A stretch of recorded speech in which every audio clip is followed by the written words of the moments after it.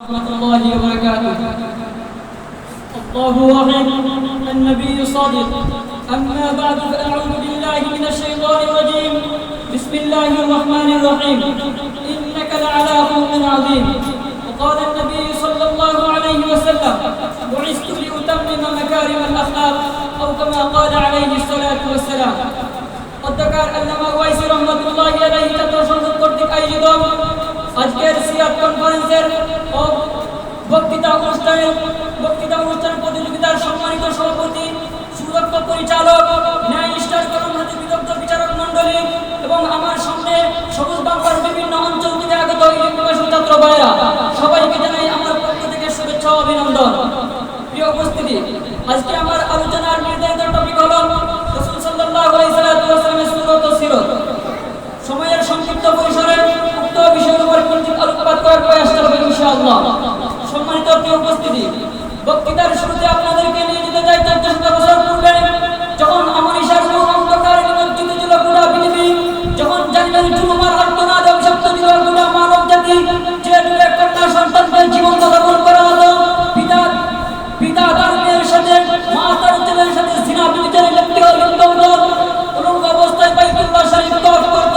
সেটা এমন একটি যুগ, যে যুগটাকে আইয়ামে জাহিলিয়াতের যুগ বলে আখ্যায়িত করা হয়।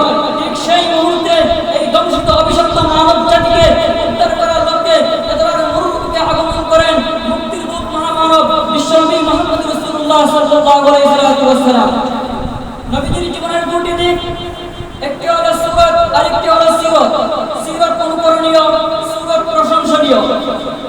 সুরাত ধারণ করার ক্ষমতা কোনো মানুষের নেই।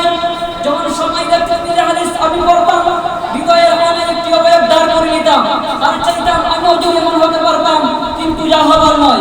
তিনি ছিলেন মধ্যম আকৃতির সুঠাম দেহের অধিকারী একজন মানুষ।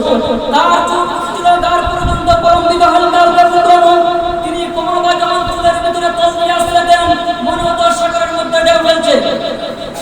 তার কপাল ছিল চৌড়া, রূপ ছিল ধনুকের মতো বাঁকা, চোখের পাতাগুলো ছিল ফুটন্ত গোলাপি রঙের এক একটি পাপড়ির মতন। তিনি কখনো বা যখন চোখের পলক ফেলতেন, মনে হতো মৃদুমন্দ বাতাসের গোলাপ পাপড়ি যেন দুল খাচ্ছে। সম্মানিত প্রিয় উপস্থিতি, রাসূলের চোখের সাদা অংশ ছিল রক্তিম সাদা, কালো অংশ ছিল কৃষ্ণ কালো, নাকটা ছিল উঁচু কালো, নাকের ছিদ্রগুলো ছিল চিকন ছোট, তার নিচে ছিল চিকন চিকন বুক, বুকের নিচে সেই গোলাপি রঙের দুটি বুক। তিনি কখনো বা যখন মুস্কি হাসতেন, গোটা পৃথিবীর মানুষ অবাক দৃষ্টিতে তাকিয়ে দেখত, গোটা পৃথিবীতে যেন বিজলি চমকিয়েছে। তিনি কখনো বা যখন রাস্তা দিয়ে হাঁটতেন, এক মাস পর সাহাবী হাঁটত, সেই রাস্তা দিয়ে রাসূলের গায়ের জান্নাতি সুগন্ধ পেতেন। উম্মাহাতুল মুমিনিন যারা, নবীজি সাল্লাল্লাহু আলাইহি ওয়াসাল্লাম যখন গামীদার শরীর নিয়ে ঘরে প্রবেশ করতেন, তার কবরিতে মুক্তাদার মতো গামগুলো জমে থাকত। মায়েরা ছোট্ট শিশুদের সেই গামগুলো শিশিতে জমা করে রেখে দিতেন, কোনো অনুষ্ঠানে বা কোনো ঈদের মধ্যে যেন আতর হিসেবে তারা ব্যবহার করতেন।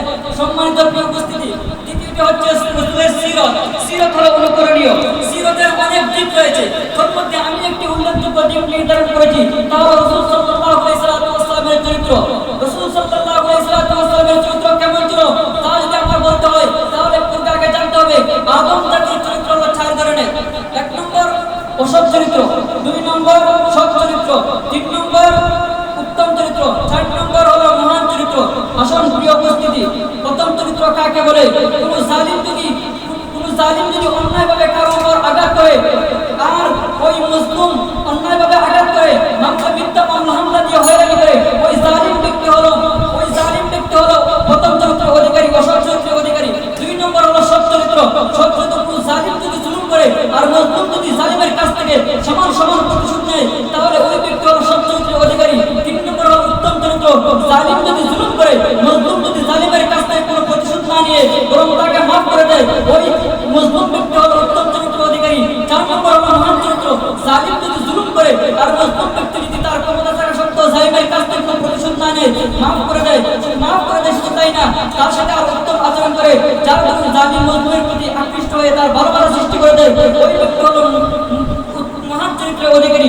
ওই মহান চরিত্রের অধিকারী আমার কাঙ্ক্ষিত আয়াত, ইন্নাকা লাআলা খুলুকিন আযীম, নিশ্চয় আপনি হলেন মহান চরিত্রের অধিকারী।